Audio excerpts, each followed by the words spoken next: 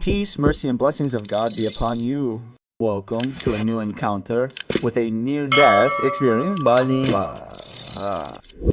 this new set of lessons. The experiencer spoke to me personally. The messages are saved. He's an Imam. Wow. The near-death experience of an Imam, a pious Muslim, teaching the Quran his whole life, teaching God's book. It experiencer Saleh al-Kurd from Suleymania says, I was in Gazvin. قريتي بين كرادو وما هما. We lived in a two-story house. I was sitting by an outside corridor on the second floor. On the edge, there was a 1.5 meter high iron fence. I was listening to a sermon on an old radio cassette player. The ground I was sitting on was wet from my wife and daughter cleaning the house. It was summer. When the tape ended, I wanted to plug it in, but I didn't know the cable was damaged. When I touched it, I got a very strong electric shock. I wasn't wearing shoes. I was barefoot now. I tried to pull it off, but no use. I tried to pull the cable from the wall, also no use.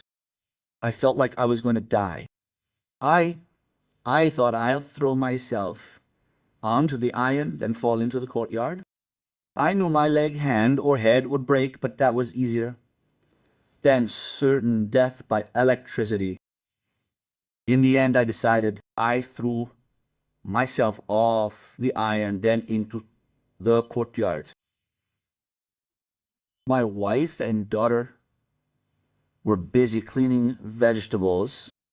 The groom, Saeed Hashim, was sitting on a chair with them. They were sitting together.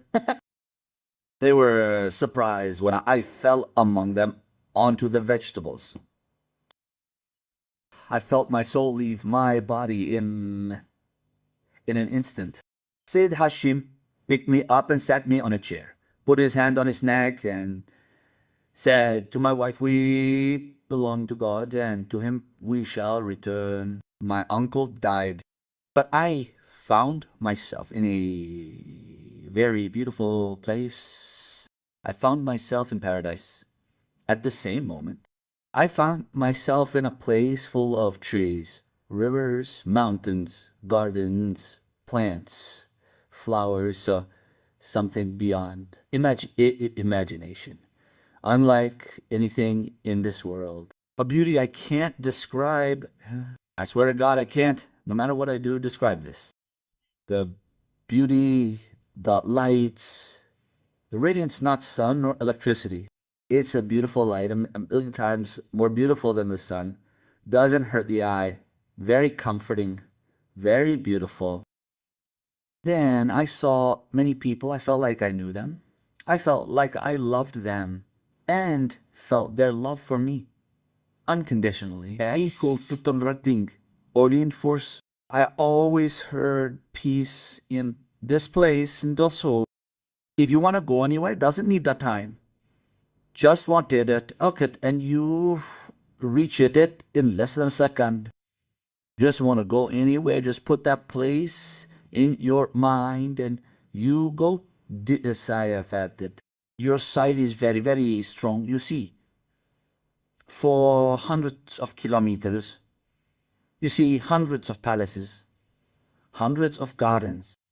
Whichever place you want to go to, just with intention, with will, you find yourself there in seconds. An amazing thing, a beautiful thing. No sadness, no worries, no fear. You feel overwhelming happiness. You don't feel any feeling of worry or sadness or fear. I realized I was in paradise. I forgot the whole world. I forgot my whole family. I swear to God, I didn't remember any of my children. I swear to God, I didn't remember any of my relatives. How can I remember the world when I'm in paradise? The purest pleasures. I swear I can't describe the beauty of God's creation.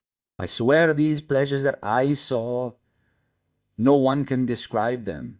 There is no sleep, there is no fatigue, there are no duties, there is no crowding. I don't know if I can describe what I felt. The wonders there are endless. Every second the beauty increases. Every second the sweetness of the view increases. Every second the beauty of the food and drink increases. Delight. There is no crowding. There is no annoyance.